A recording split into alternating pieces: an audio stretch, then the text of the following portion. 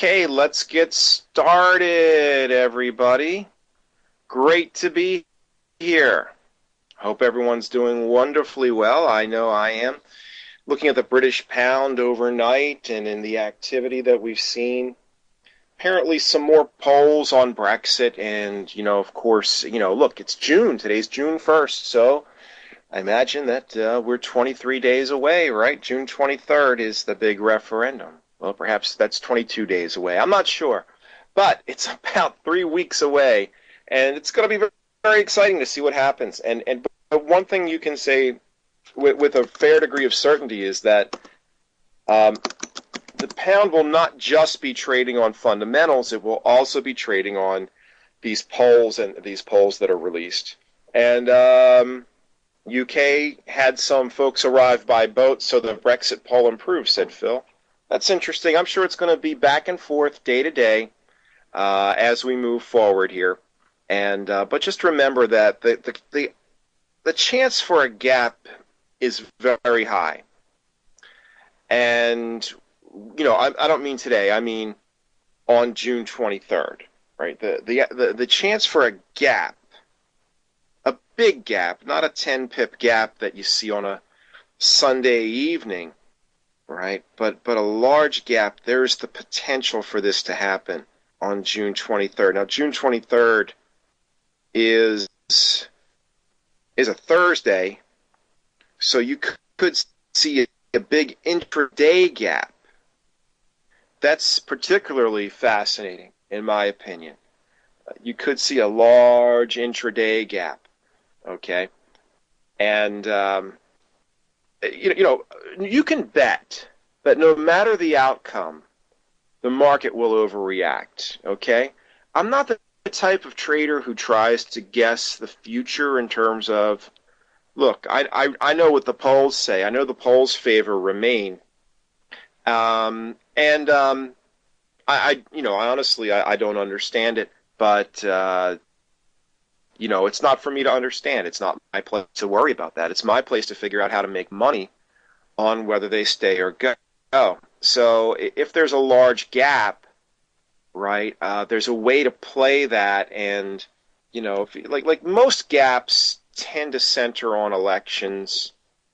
And for example, a pretty big gap on the chart here in British pound. Right, now that goes back to May. Right, May of last year, right?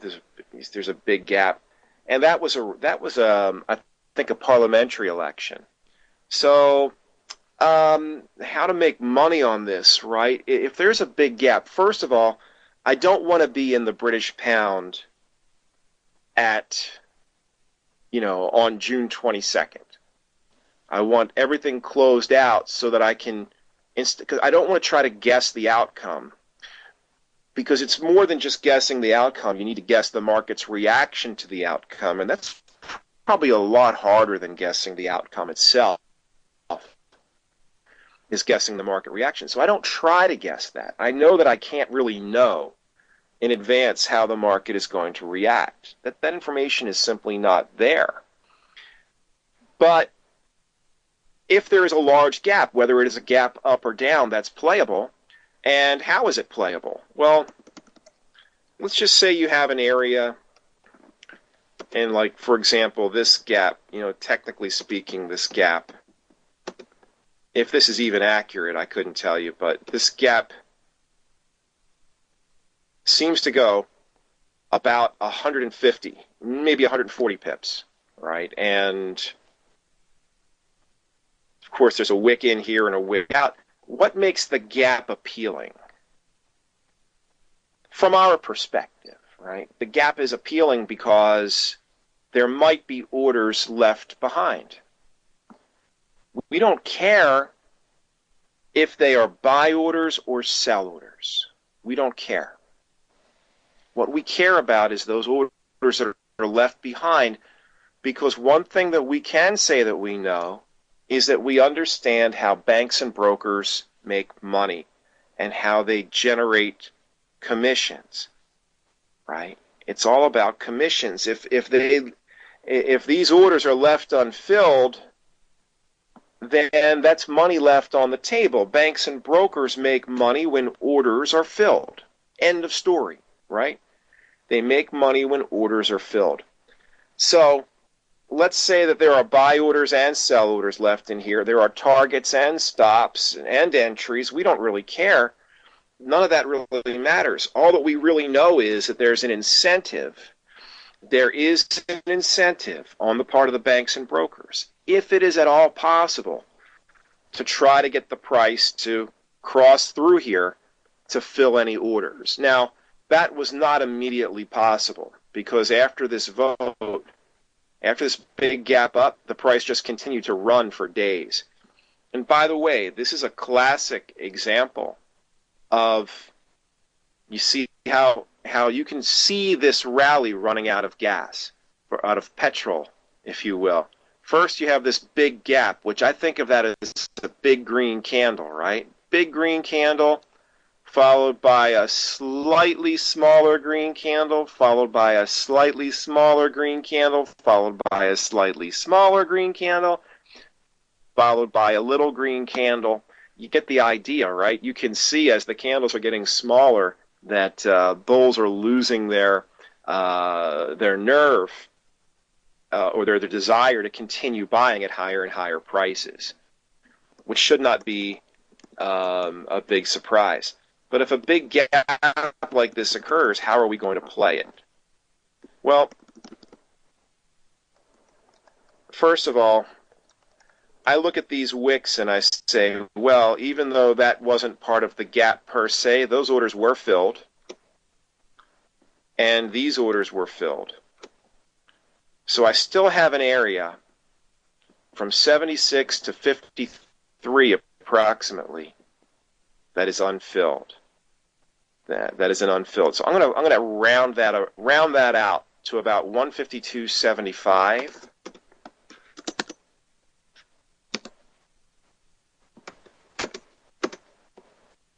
To 153.55, let's call it. 152.75 to 153.55.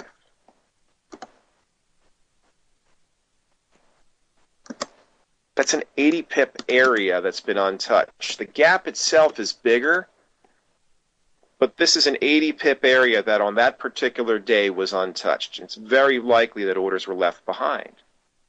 So let's say something similar happens after the Brexit vote. How do we play it? How do we play? What's the play? Let's imagine that this is also the gap.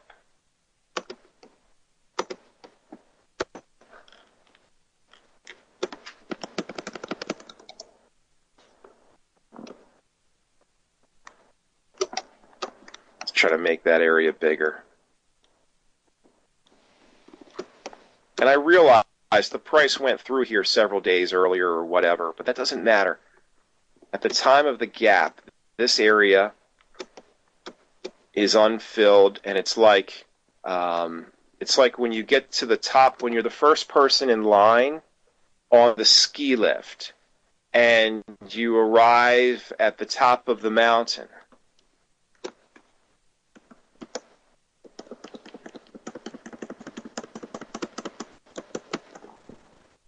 So let's take a look at what this might look like. So here we are. We have an 80 pip gapped area. Now, that gap is 80 pips. Everything is going to run off of the number 80. Okay, the gap is 80 pips. That's 152.75, 355. You have an 80 pip area that is untouched. All right. So what's 10% of 8? If you can answer that question, then you know the entry, the stop, and one of the targets. 10% of 80 is 8. 80 pips, 10% of that is 8. So my entry goes 8 pips above this area. 152.75 plus 8 is going to give us 152.75. 83 as an entry point.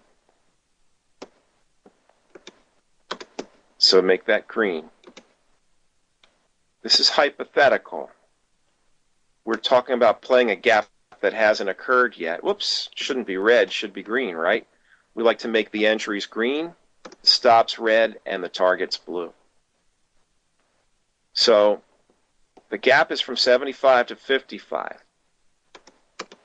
The entry is 8 above the bottom of that gap. The stop is 8 below that lower boundary of the gap.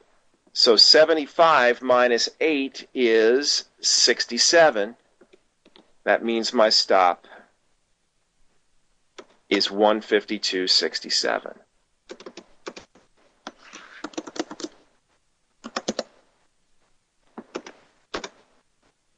And I'll make that red. Now, let's make sure that we understand what we're doing here. So what we're assuming here is that the price was coming down, and it gapped past this area, and now it's down here somewhere. And our belief is that if the banks and brokers get the opportunity to do so, they would love for the price to come through this gapped area. So if banks and brokers want to try to manipulate that price, what's the best time of day to make that happen? There are two that come to mind. Right? Is it easier to manipulate the market when everybody's around or when nobody's around?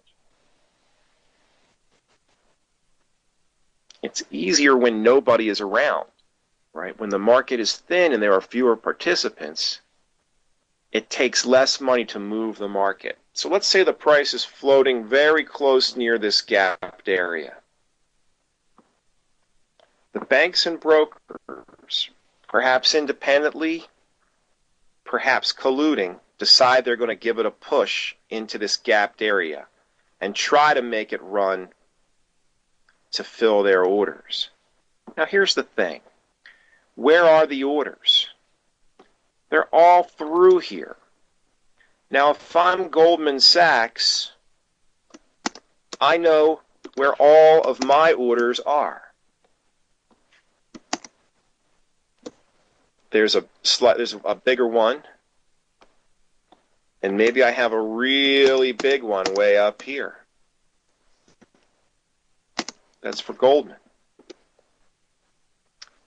What about for J.P. Morgan? J.P. Morgan might have a few orders in here. They might have a big one.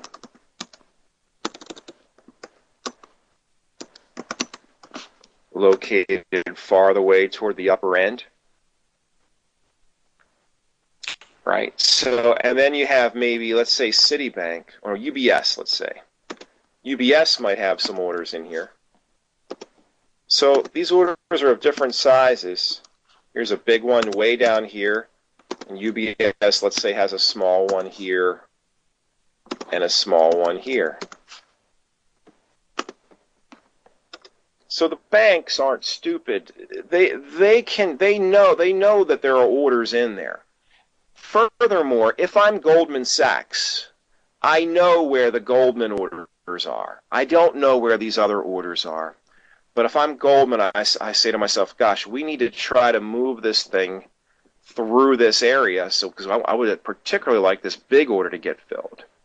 And J.P. Morgan probably feels the same way. J.P. Morgan says, yeah, I've got orders here, and I've got orders here, and I've got a big order way up near the other end of the gap.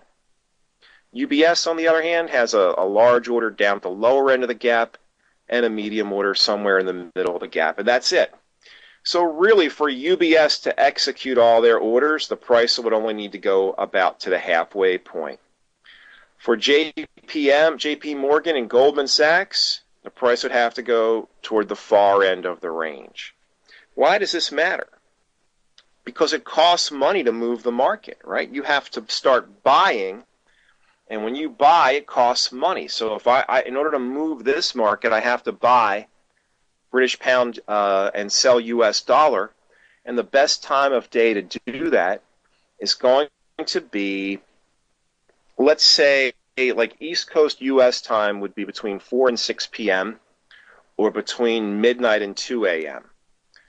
If you live in London, the best time to do this is between, say, 4 and 6 a.m., right? 4 and 6 a.m., or at about between 9 and 10 p.m., right? Those little dead spots in there, that's where you want to move it. So if the price moves through here, like we're assuming, we don't know if they're going to move the price here. We know that they would like to. So our entry is set up in such a location that our entry cannot execute unless the price enters the gapped area first. The gapped area begins here at 152.75. Our order cannot execute unless the price enters that area. If it enters that area, there's a chance they're going to give it a push. Now, we're risking 16 pips on this trade, right? Because why? Because it's 80 from bottom to top. The entry was 8 above the lower boundary of the gap. The stop was 8 below the lower boundary of the gap. I'm also going to have a target 8 below resistance, 8 below the upper end of the gap. So 153.55 minus 8 gives us 153.47. 153.47. We're going to use 2 targets. That's going to be one of them, 153.47. And now I have a target underneath the other end of the border.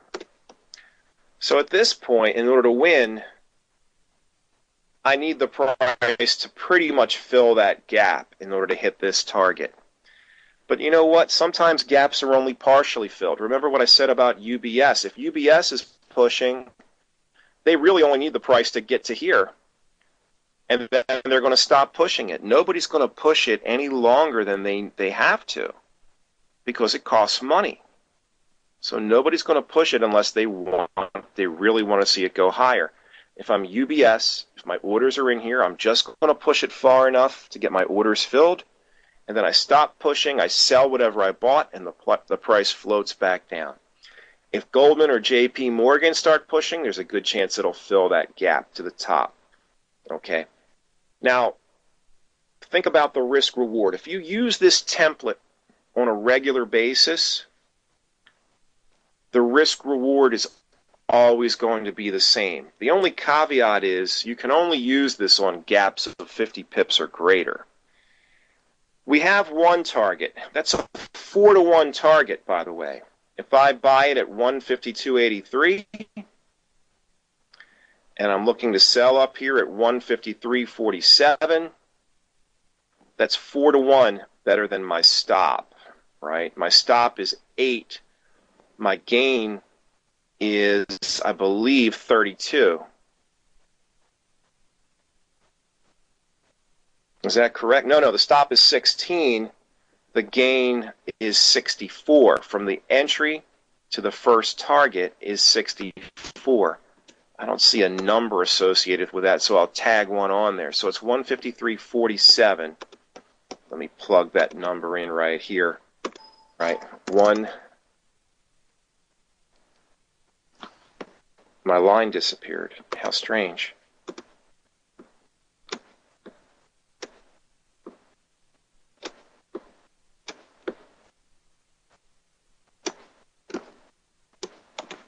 So there's my target, 153.47, and now the number appears, so that's good.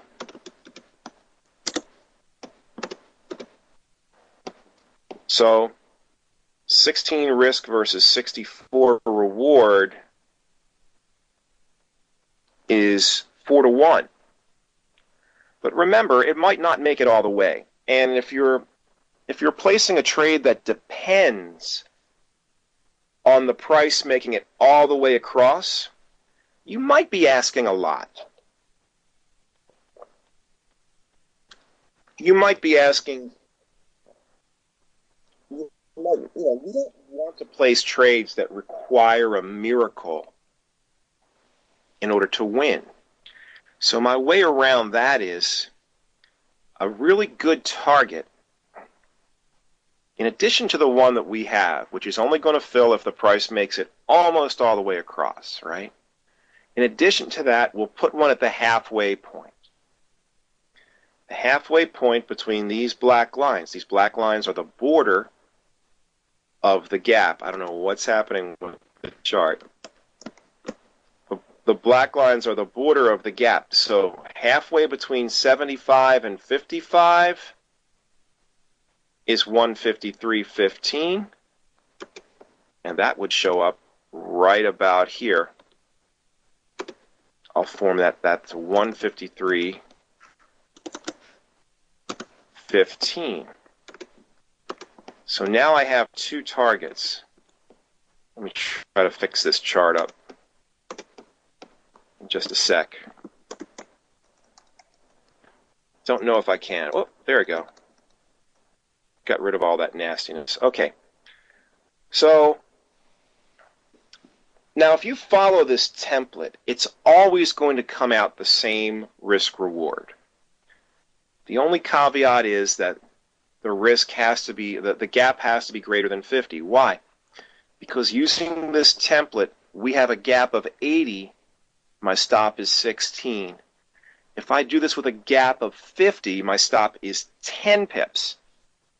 And I will not place trades with stops of less than 10 pips. So it's got to be a gap of 50. So when you get your typical 10 pip gap on a Sunday night, can you use this strategy? The answer is no. Why? Because a 10 pip gap, right? 10% of 10 is 1. Your entry is going to be 1 pip above this line. Your stop's going to be 1 pip below that line. Your stop's going to be 2 pips away from your entry, and you're going to lose, right? Because your stop's too close. And really, in my mind, anything less than a 50 pip gap, your stop is too close. But I want you to look at something here. The stop is 16. The first target is 32. That means the risk reward is 2 to 1. On the second target, the stop is 16. The target is 64.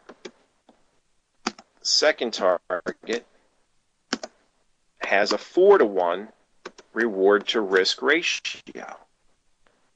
Now, if I average these two out, the 2 to 1 and the 4 to 1, if I average them, we get 3 to 1. 3 to 1 is what we get.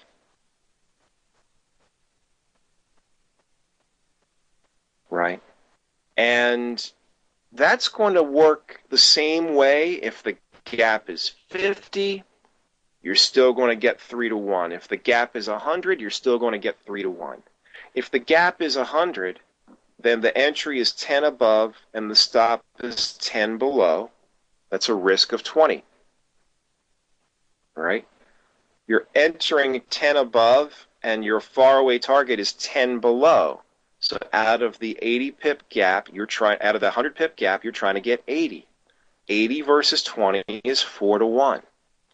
If it's a 100 pip gap, the halfway point is 50 pips, right? Between 152.75 and say 153.75 would be 153.25. It's 50 pips, right? And that means 40 from your entry, because you're not entering on that black line, you're entering on this green line. 40 from your entry means a reward of 40. The stop is 20 pips away. So once again, you end up with a 2 to 1 reward to risk and a 4 to 1 reward to risk, and you average them out, it comes to 3 to 1. And this type of strategy is not necessarily only for Forex, because Forex doesn't gap that much, let's face it. Forex doesn't gap that much, so maybe what if you're trading futures? What if you're trading stocks? What if you're trading bonds? You could still use this strategy. In fact, you'll probably get more opportunities to use this strategy in any other asset class. But it's a great tool for your toolkit. Now you have a way to make money on gaps, right? And it's pretty cut and dried. If you follow that template, you're always going to come out with two targets, one 2 to 1, one 4 to 1, average out to 3 to 1. Okay? And that's how I would play it. I'm not going to try to guess what's going to happen going into Brexit. I'm going to wait and see what happens. If a large gap occurs, I'm going to play the gap to fill. Why would I play the gap to fill? Because I know that banks and brokers have an interest in seeing that gap filled. They really want to see that gap filled. That's what they want. If they don't fill the gap, it's money left on the table. So they're going to get in there and they're going to try to fill it. Okay? All right, I hope that was all clear. Let's take a look around. Now it's almost 8:30. That's the usual time for economic data in the U.S. So let's take a peek at the calendar here. By the way, don't miss it. On Friday, non-farm payrolls with Wayne McDonald. Be sure to check it out. Now, what's up for today? We just got some inflation figures that just hit the mark, right? They just came out. PCE is an inflation figure that the Fed watches closely. Personal spending, certainly an increase in personal spending above estimates is good for the economy. It's good for retail sales. Canada at the same time with disappointing GDP numbers. So based on this, you could see Canada going one way and the U.S. going the other. Let's take a peek at the chart, see if there's any movement on that. So that's Canadian GDP that just came out. Look at that. Woo! Nice 35 pip jump in dollar CAD based on a disappointing Canadian GDP figure, right? Canadian GDP shrinking by 0.2% month over month. They were expected to shrink by 0.1%. And on quarter over quarter, at an annualized rate, GDP 2.4. They used to think it was 2.9. Now they think it's 2.4. There's no question that this fire in Fort McMurray is playing into this, right? We've talked about that a lot, that GDP, you've got to cut back your GDP because you have an entire city that basically is out of business, right? So there's no question that that's part of it, but the people who are creating the estimates also realize this, and they factor that into their estimates, and that's why we still see movement, because Canadian GDP was worse than what was estimated. Okay, folks, that's going to wrap it up for this session, but I will be back in just 27 minutes for another session. So I hope you'll tune in with me. My name is Ed Ponsi, your FX educator here on behalf of FX Street. I'll see you back here in 27 minutes. Thanks for listening, everybody.